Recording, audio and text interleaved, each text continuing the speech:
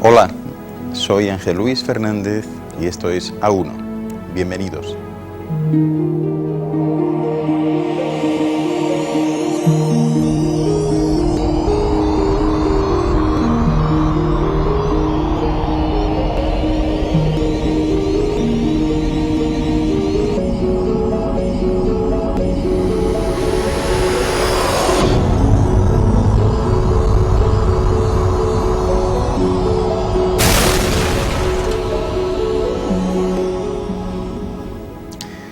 A1 es un programa de investigación y búsqueda de la verdad perdida, de desvelar misterios y enigmas, de descubrir los secretos del futuro y los recuerdos del futuro.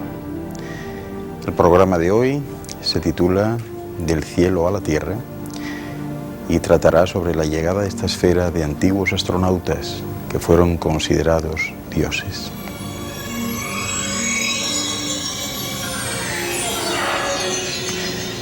Desde los albores de la humanidad, el hombre acepta como lógica la existencia de fuerzas inteligentes, de seres supuestamente no humanos, es decir, de dioses, ángeles, demonios y un sinfín de intermediarios que intervienen directamente en el curso de nuestra vida sobre este planeta. Los textos y legados que en el curso de los tiempos han ido reflejando el acontecer de la historia de la humanidad están siempre salpicados de testimonios que ilustran la presencia permanente de objetos volantes que evolucionan de forma inteligente, aparentemente, a baja altura sobre la superficie terrestre. La lista de tales avistamientos en todo el mundo y en todas las épocas prueba que la actuación y la intervención de una o de varias inteligencias distintas de la nuestra forman parte integrante y continuada de la historia de esta humanidad. Desde el comienzo de la historia, incluso desde mucho antes, yo diría que desde la prehistoria, existen múltiples conocimientos de la existencia de extrañas y misteriosas formas discoidales luminosas que surcaban los cielos de la antigüedad, sembrando el pánico en muchas ocasiones y desde luego la curiosidad en las poco evolucionadas mentes de aquellos primitivos primates que evolucionarían con el tiempo hacia la actual raza humana. Sería en esos instantes cuando surgiría la necesidad de encontrar una explicación a dichos sucesos, que en el caso de nuestros antepasados recaería, como casi todo lo que no se lograba comprender, bajo el tópico de lo divino y se convertía en motivo de adoración. De esta forma podemos remontarnos a 45.000 años atrás, e incluso hasta los 100.000, podría decirles, para hablar de ciertos descubrimientos. En Siberia, China, Japón y la India, al igual que en América y África, hay multitud de dibujos encontrados en cuevas, así como múltiples trazados realizados en rocas de manera rudimentaria, pero que representan claramente y sin duda alguna platillos voladores o estructuras volantes, y que fueron trazados por artistas de la Edad de Piedra. Los libros sagrados de la India. Si seguimos profundizando en investigaciones realizadas sobre estas estructuras volantes, tendríamos que ir en primer lugar a la India. Y hace 10.000 años aproximadamente nos encontramos con la sorprendente Siflala, una colección de escrituras caldeas que datan de nada menos que 7.000 años antes de nuestra era. El dato, una vez descifrado, pues resulta verdaderamente increíble, pues contiene instrucciones exactas para la construcción de lo que llamamos hoy un platillo volador. Incluye también informaciones sobre ángulos de aterrizajes, bobinas con hilo de cobre, estabilidad en el aire, indicadores de cristal y equilibrio, etcétera, etcétera, etcétera. Además se indica que las superficies de los cristales cambiaban de color durante el vuelo, fenómeno observado por casi todas las personas que han visto ovnis actualmente. A continuación, voy a referirme a varios ejemplos de libros sagrados que nos muestran claramente la intervención de esos seres superiores. A veces los vemos intervenir en las vidas de los hombres, otras son estos los que cuentan cómo los veían en sus carros y fortaleza. Así, en el Ramayana, libro sagrado de Oriente, se encuentra el siguiente pasaje. Rama subió en el carro que va a cualquier sitio a voluntad y se parece a una brillante nube en el cielo, bajo el mando de Raghira, El excelente carro se elevó a lo más alto del espacio y Rama, desplazándose a su placer, halló gran deleite. En el Mahabharata, la gran epopeya hindú, se lee la siguiente narración. Obedeciendo a la voz del espíritu, Narayana convoca a Danava, el disco destructor. Danava surgió del cielo con armas como trompas de elefantes, despidiendo relámpagos espantosos capaces de destruir las ciudades enemigas. Y este disco, resplandeciendo con fuegos destructores que salían por todas partes, destruyó a los Daltias a millares. Este pasaje del Mahabharata, palabra sánscrita que significa gran guerra, parece describirnos precisamente eso, una guerra con mayúsculas, en la que se emplearon armas muy poco convencionales cuyo poder destructor puede equipararse al de cualquiera de las peligrosas armas letales que las naciones más importantes del mundo albergan en sus arsenales. En otro importante libro hindú, el Drona Parva, encontramos estas interesantes líneas, refiriéndose también a una encarnizada lucha.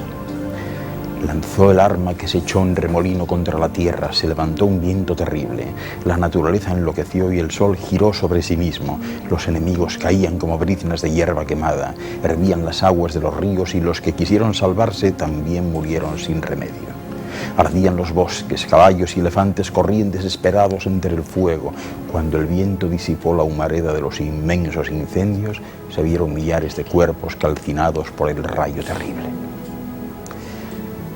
En el Bhishma Parva hallamos el siguiente párrafo. Es un rayo desconocido, gigantesco, mensajero de la muerte que redujo a cenizas a los Vishnis y a los Andakas.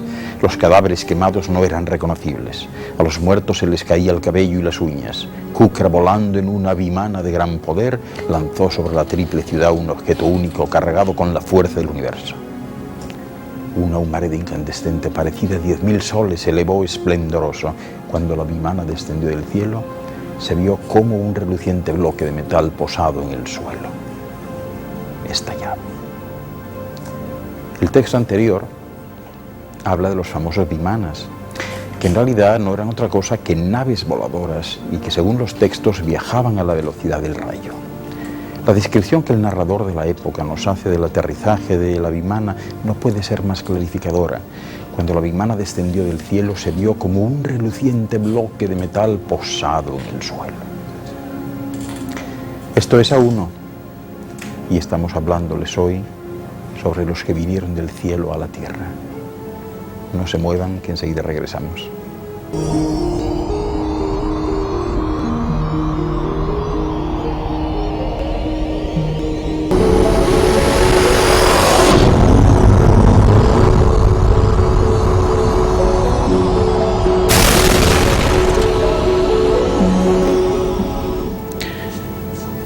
También la Biblia nos conduce a la creencia de visitas procedentes del espacio.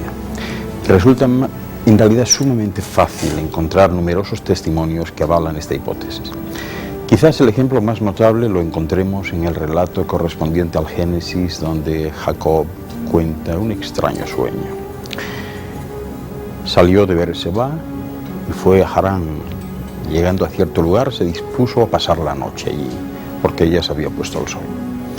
Tomó una de las piedras de aquel lugar y la usó de cabecera y se acostó. Entonces tuvo un sueño. Soñó con una escalera apoyada en tierra y cuya cima tocaba los cielos. Y aquí que los ángeles bajaban por ella y vio que Yahvé estaba sobre ella. Qué curioso, ¿verdad? Además podemos encontrar a dos personajes bíblicos que fueron arrebatados y llevados hasta el cielo y que según el texto sagrado no volvieron jamás. El patriarca Enoc, en Génesis 5, 18, 24, el profeta Elías, en el 2 de Reyes 2, 1, 13. En el caso de Elías se lee que fue raptado al cielo por un carro de fuego con 4 caballos de fuego. La especulación no tarda en aparecer. ¿Acaso describía aquella gente la presencia de una aeronave? Otro testimonio lo obtendríamos del profeta Ezequiel, quien contempló en el cielo un extraño carro con 4 seres. Estos, aunque tenían forma humana, poseían 4 alas cada uno, 4 caras de hombre, de león, de toro y de águila. De en medio de ellos salían unas brasas incandescentes, fuego, relámpagos. Esto lo dice Ezequiel 1:5-23. También el Nuevo Testamento nos ofrece pruebas de esta visita. En este caso, a través de los numerosos relatos de referencias a nubes, en un continuo ir y venir, unas en las que se desplaza Jesucristo y en otras en las que viajan sus ángeles y personajes bíblicos como pasajeros. También en la Biblia, la destrucción de las ciudades de Sodoma y Gomorra refleja con precisión, a nuestro juicio, los efectos de una explosión atómica, anunciada evidentemente a Lot por aquellos dos emisarios que bajan del cielo, pero que también comen alimentos en casa de su anfitrión. Finalmente, en muchos pasajes de los textos bíblicos, comenzando por el libro del Éxodo, se describen con detalle nubes guiadas aparentemente de forma inteligente. Fíjense, una de estas nubes era luminosa por la noche y tenía la forma de una columna de humo durante el día, y guiaba al pueblo de Israel en su huida de Egipto por el desierto. Esta nube era la que les indicaba el camino a seguir, les proporcionaba alimento e incluso en ocasiones descendía hasta el suelo para que sus tripulantes, fíjense, en este caso hablamos del mismo Yahvé en persona, pudiera dar órdenes verbales al caudillo de los hijos de Israel, es decir, a Moisés. ¿Qué les puedo decir de la estrella de Belén? Tal y como se puede revisar en los evangelios, se trata de una estrella que se mueve y que además tiene la facultad de detenerse. En verdad no es extraño que una estrella esté aparentemente parada en el firmamento, como parece que lo están todas las que se ven normalmente, ni tampoco que una estrella se mueva, como es el caso de las estrellas fugaces o de los cometas. Pero lo que sí resulta inusual es que haga ambas cosas, que se mueva y que se pare, y que además demuestre ser inteligente. Fíjense lo que dice el texto. Salieron y la estrella que habían visto en Oriente, según los evangelios, iba delante de ellos hasta que se detuvo encima de donde se hallaba el niño. Las civilizaciones antiguas, en el papiro de Tulli, que se encuentra en el Museo del Vaticano y que tomó parte de los anales reales de Tutmosis III hace ahora unos 3.400 años, y que fue interpretado por Boris Rakechevich, se encuentra este apasionante relato relativo al tema que estamos tratando. Fíjense bien. En el año 22, tercer mes de invierno, a la sexta hora del día, los escribas de la Casa de la Vida notaron la llegada de un círculo de fuego en el cielo. Su cuerpo tenía una vara de largo por 1/5 de ancho, aunque no tenía cabeza, su boca despedía un aliento de olor fétido. Continúa el papiro con más descripciones y acaba diciendo lo siguiente: cayeron del cielo peces y aves, una maravilla jamás vista desde que este país existe. En el Cantar 4 de Akenatón leemos lo siguiente: y así sucedió que estando el faraón de caza del león y siendo en pleno día, sus ojos se fijaron en un disco refulgente posado sobre una roca, y su brillo era como el oro y la púrpura. El faraón cayó de rodillas delante del disco. Ke Yang, un profesor de literatura china que se dedicó a recopilar datos sobre estas extrañas luces de la antigüedad, nos dice en uno de sus trabajos: un día de enero del año 2, es decir, el año 314 de nuestra era, bajo el reinado del emperador Jianxing, el sol se precipitó a tierra y otros 3 soles surgieron juntos por encima del horizonte. Los antiguos habitantes de China se autodenominaban hijos del cielo. Y su literatura clásica proporciona una abundante selección de observaciones de objetos volantes desconocidos, con especificación muy concreta del momento histórico en que apareció cada uno de ellos. Una de las referencias más antiguas que podemos hallar figura en la obra Ciencia Natural, que en el capítulo 10 reza así: bajo el reinado de Shi Ji, hace aproximadamente 4.000 años, fueron vistos 2 soles en la ribera del río Feishan, uno de los cuales subía por el este mientras que el otro bajaba por el oeste.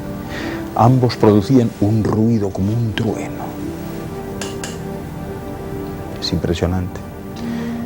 En época mucho más reciente, el escritor Wang Jie, que vivió bajo la dinastía de los Qin, relata en su libro Reencuentro una historia que acaeció en el siglo IV antes de Jesucristo y que dice: durante los 30 años del reinado del emperador Yao, una inmensa nave flotaba por encima de las olas del mar del oeste.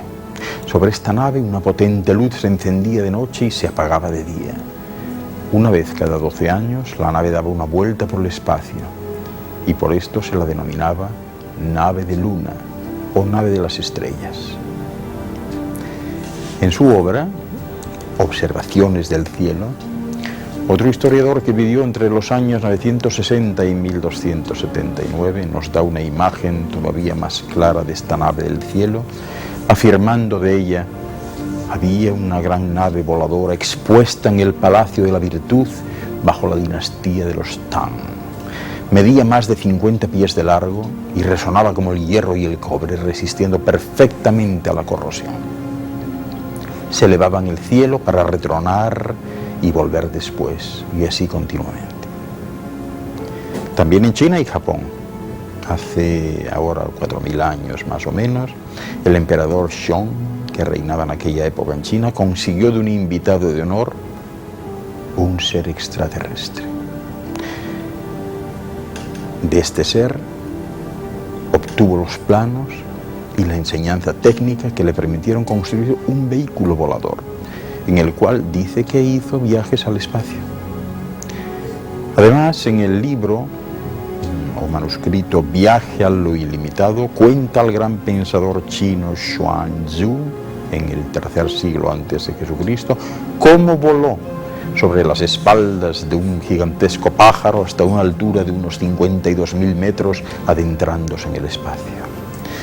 En Roma, ya llegado el año 192 después de Jesucristo, ocurrió durante el imperio de Pertinax un hecho alarmante. Roma fue visitada por un globo disco. Pertinax dejó acuñar una moneda en honor a tal visita. Y se ve en semirrelieve a la diosa Providencia, que levanta los brazos en señal de bienvenida.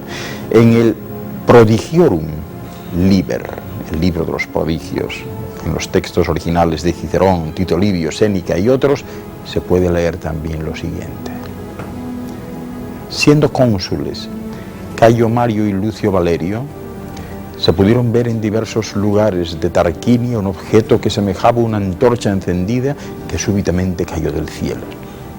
Hacia el anochecer se vio un objeto volador circular parecido en su forma a un clibeus, es decir, el escudo redondo empleado por aquellos legionarios romanos, un clibeus radiante, llameante, que cruzaba el cielo del oeste hacia el este. También podemos leer que en el territorio de Spoleto, en la Umbría, una esfera de fuego de color dorado cayó a la tierra, dando vueltas. Después parecía que aumentase de tamaño, se elevó del suelo y ascendió hasta el cielo, en donde oscureció al disco del sol con su claridad cegada. Después desapareció en dirección al cuadrante este del cielo. Igualmente, en la Edad Media, proliferaron los avistamientos de aeronaves y gracias sobre todo a los diarios de los monasterios y a los propios monjes que pasaban gran parte del tiempo mirando al cielo, son innumerables los testimonios que existen. Así, por ejemplo, según aseguraba el venerable San Gregorio de Tours en su Historia Francorum, decía lo siguiente: un globo muy luminoso sobrevoló el territorio de Francia en el año 853. También extraído de la historia eclesiástica Gentis Anglorum, existe un relato muy interesante de un hecho acaecido hacia el año 664, y que dice así: una noche, mientras algunos monjes estaban orando en el cementerio anexo al monasterio de Barcón, al lado del Támesis, una gran luz bajó del cielo, los iluminó y se dirigió al otro lado del monasterio hasta que por fin se perdió en las profundidades del espacio. La luz era tal que haría parecer pálida la luz del sol del mediodía.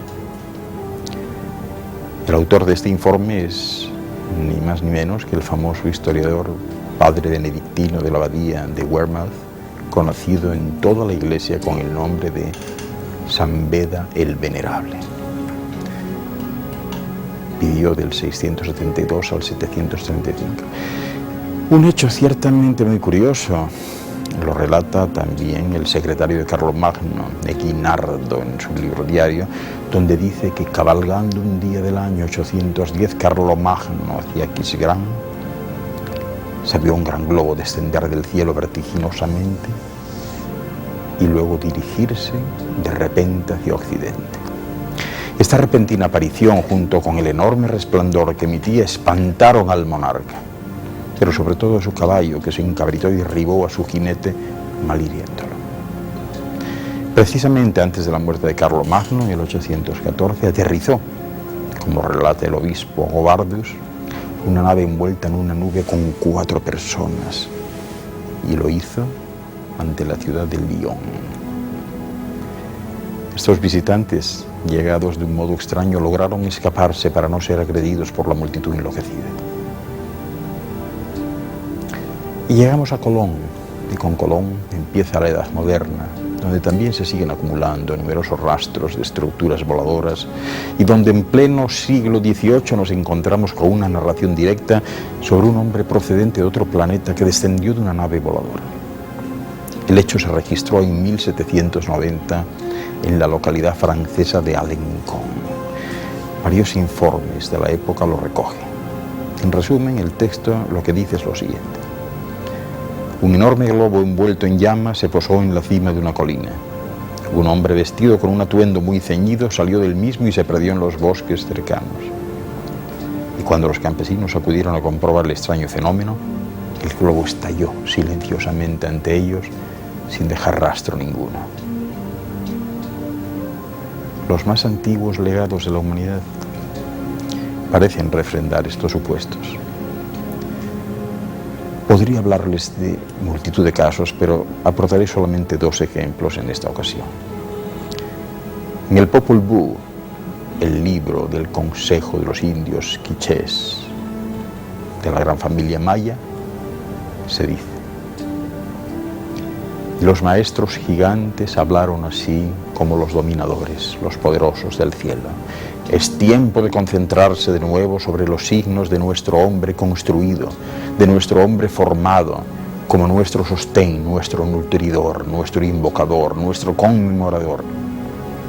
Haced pues que seamos invocados, que seamos adorados, que seamos conmemorados por el hombre construido, el hombre formado, el hombre maniquí, el hombre moldeado.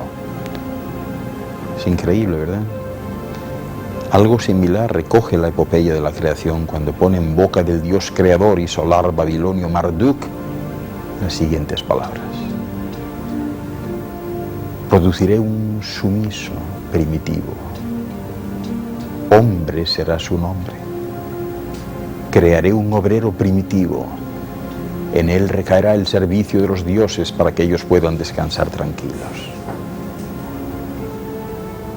Esto es aún. Les estamos hablando sobre aquellos que en la antigüedad vinieron del cielo a la tierra y fueron tomados como dioses. Enseguida regresamos.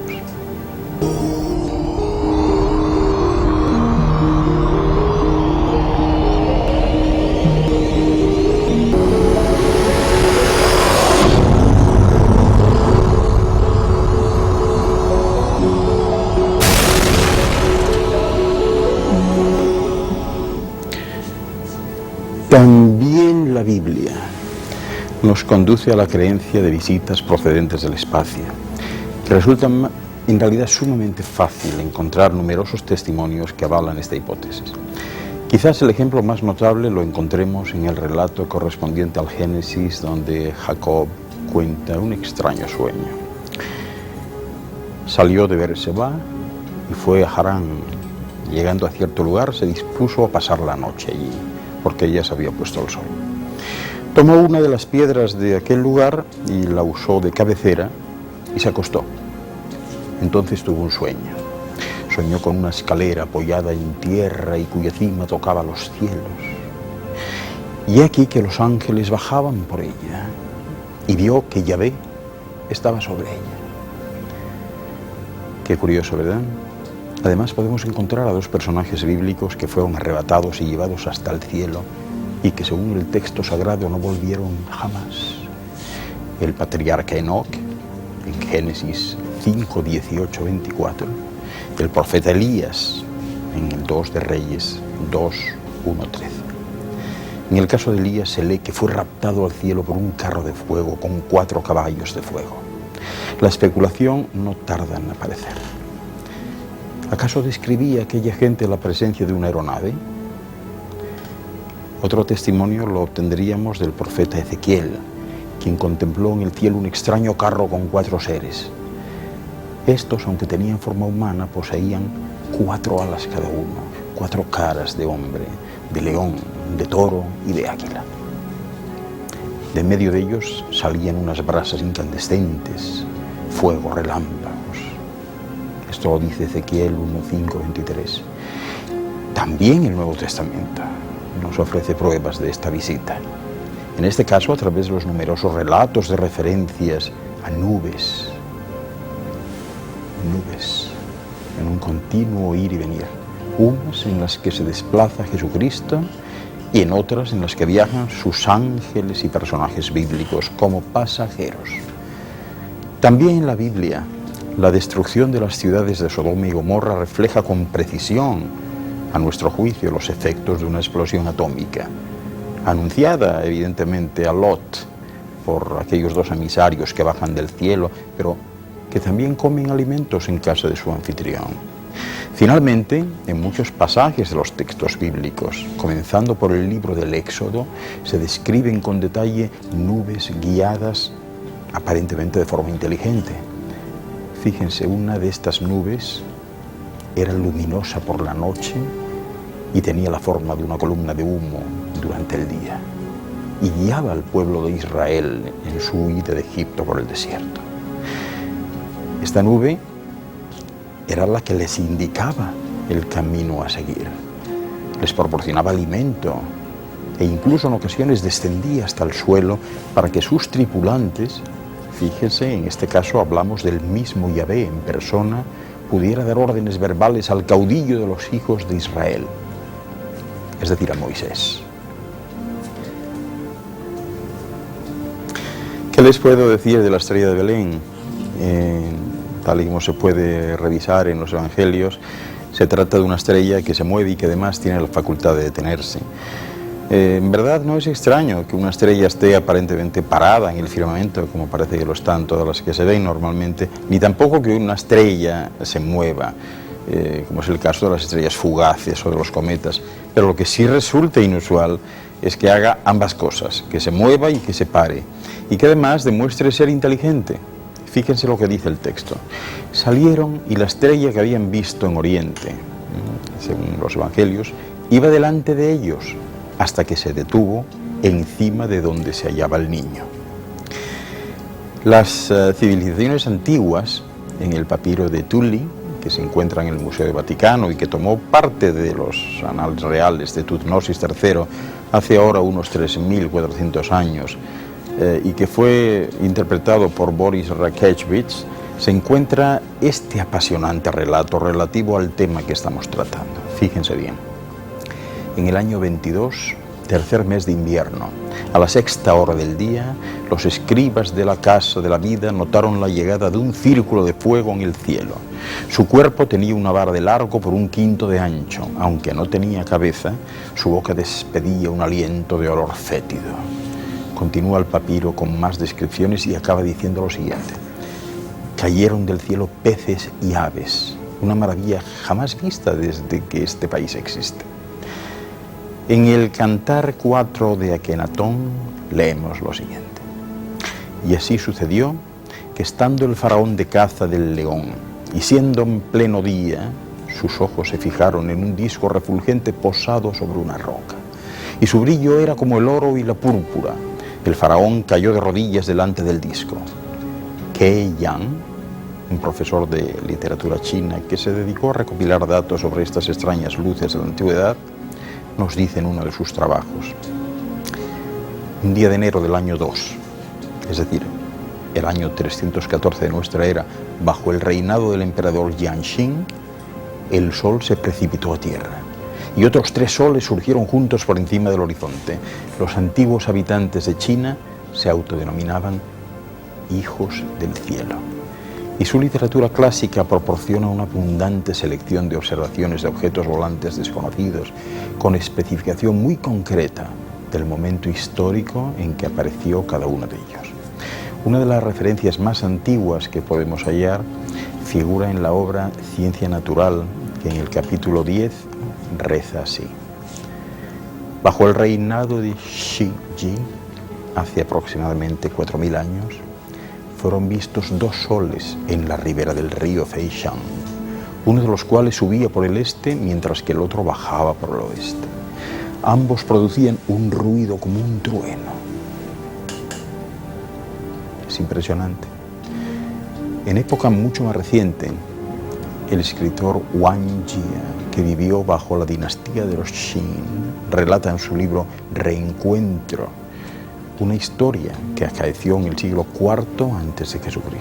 y que dice: durante los 30 años del reinado del emperador Yao, una inmensa nave flotaba por encima de las olas del mar del oeste. Sobre esta nave una potente luz se encendía de noche y se apagaba de día. Una vez cada 12 años la nave daba una vuelta por el espacio y por esto se la denominaba nave de luna o nave de las estrellas.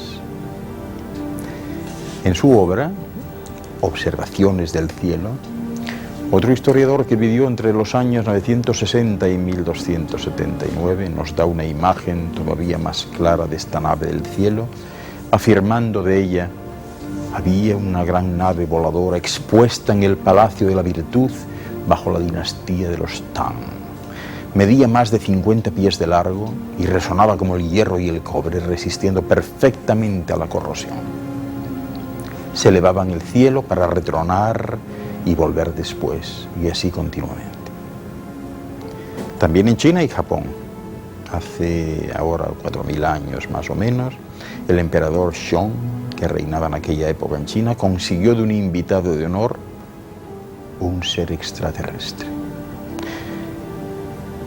De este ser obtuvo los planos y la enseñanza técnica que le permitieron construir un vehículo volador, en el cual dice que hizo viajes al espacio. Además, en el libro o manuscrito Viaje a lo ilimitado, cuenta el gran pensador chino Xuanzhu, en el tercer siglo antes de Jesucristo, cómo voló sobre las espaldas de un gigantesco pájaro hasta una altura de unos 52.000 metros, adentrándose en el espacio. En Roma, ya llegado el año 192 después de Jesucristo, ocurrió durante el imperio de Pertinax un hecho alarmante. Roma fue visitada por un globo disco. Pertinax dejó acuñar una moneda en honor a tal visita. Y se ve en semirrelieve a la diosa Providencia, que levanta los brazos en señal de bienvenida.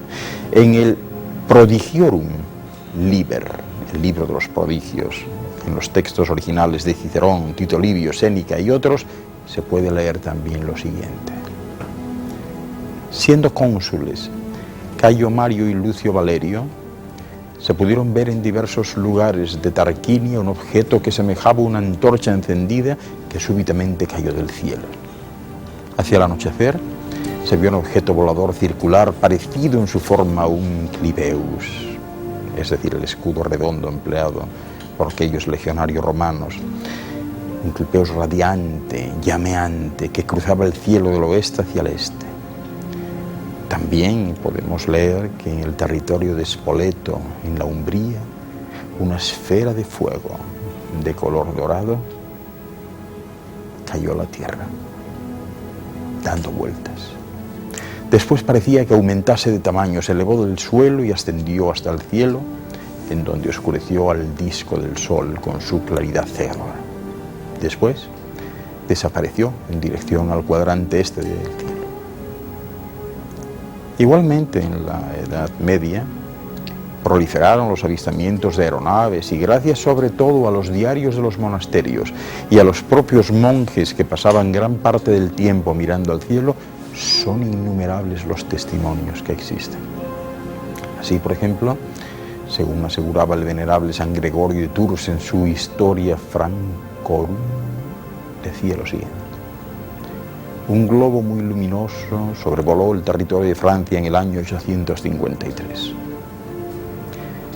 También extraído de la historia eclesiástica Gentis Anglorum, existe un relato muy interesante de un hecho acaecido hacia el año 664 y que dice así: una noche, mientras algunos monjes estaban orando en el cementerio anexo al monasterio de Barcón, al lado del Támesis, una gran luz bajó del cielo, los iluminó y se dirigió al otro lado del monasterio hasta que por fin se perdió en las profundidades del espacio.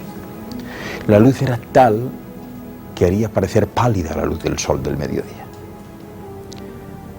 El autor de este informe es ni más ni menos que el famoso historiador padre benedictino de la abadía de Wearmouth, conocido en toda la iglesia con el nombre de San Beda el Venerable.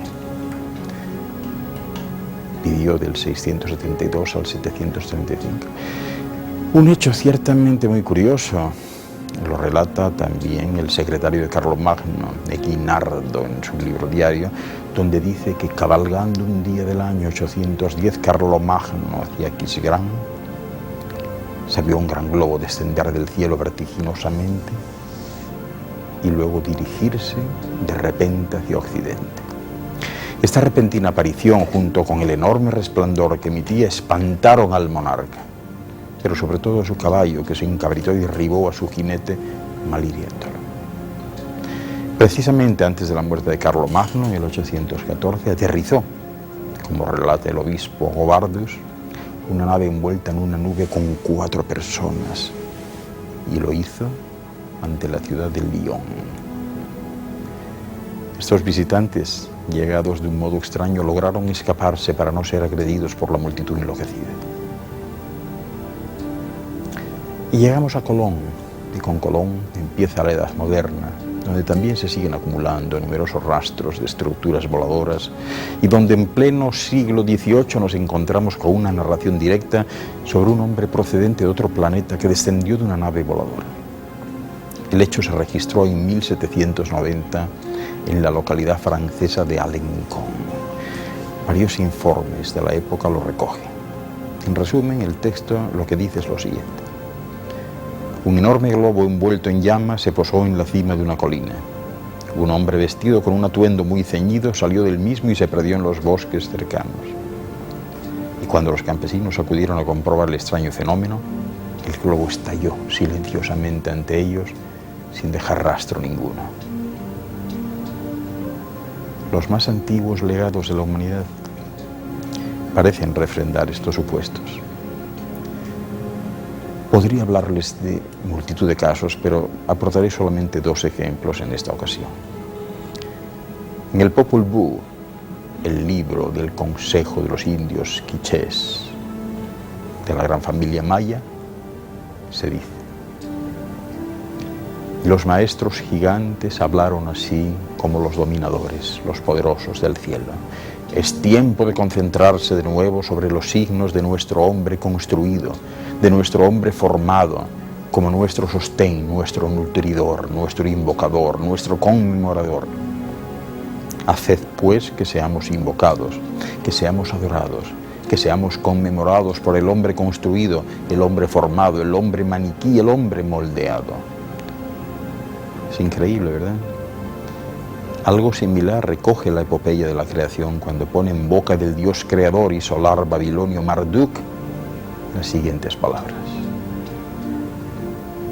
produciré un sumiso primitivo, hombre será su nombre. Crearé un obrero primitivo, en él recaerá el servicio de los dioses para que ellos puedan descansar tranquilos. Esto es aún.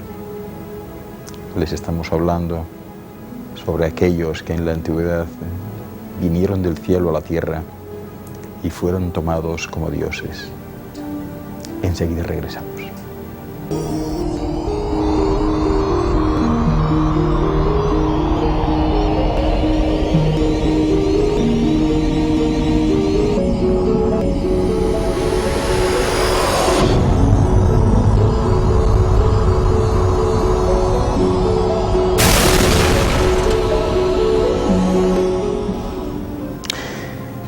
Los mapas de Piri Reis, aquel navegante turco que los tenía en su poder y que datan del siglo XVI, muestran detalles muy precisos de la superficie terrestre de hace miles de años. Este personaje, llamado Piri Reis, era un almirante de la flota naval turca y de alguna manera recolectó varios mapas antiquísimos de diferentes partes del planeta, de forma que pudo así componer sus muy famosos mapas, donde muestra continentes e islas que no existían en su época y datos geográficos que hoy por hoy, gracias a la ciencia actual, se sabe que eran los que presentaba el planeta hace mucho tiempo, en concreto hace unos 12.000 años. Por ejemplo, aparece una lengua de tierra que unía el cono suramericano con la Antártida y que, por cierto, aparece sin hielo. También está detallada la península de Palmer, la tierra de Maud, zonas que fueron identificadas en 1952. Se encuentran ríos, montañas, escollos y bahías inexplorados en esas fechas y los perfiles de las costas continentales.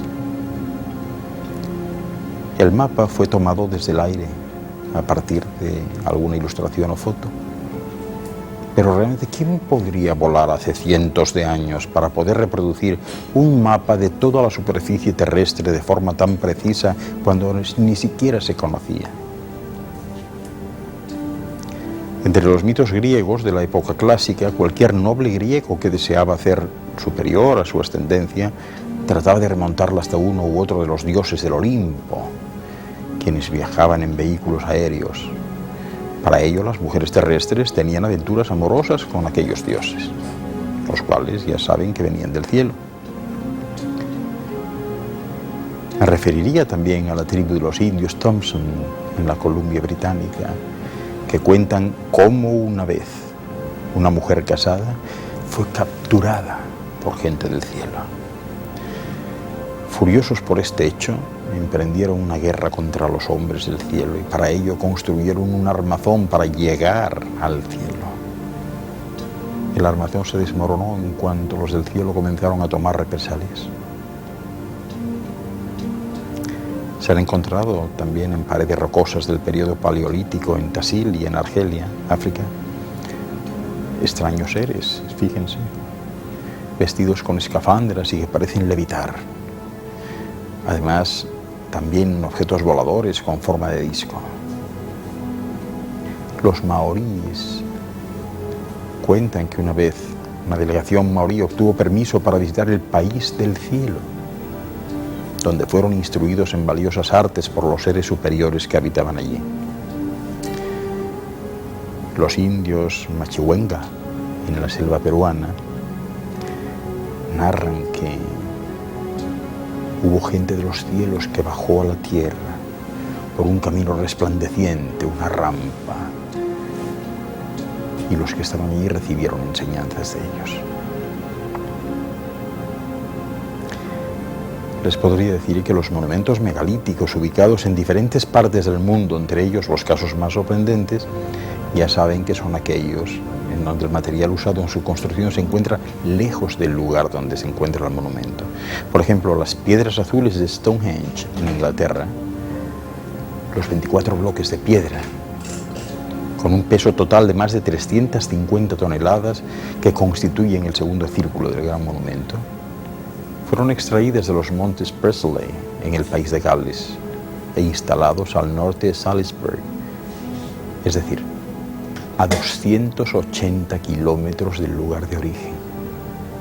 Otro caso en Popieu, Francia, en la cima de un cerro empinado, la presencia de un dolmen con una losa de más de 30 toneladas de peso. ¿Se imaginan cómo pudo ser posible transportarlo hasta semejante altura? En las pinturas sumerias, las estrellas están dispuestas tal y como las representamos hoy nosotros.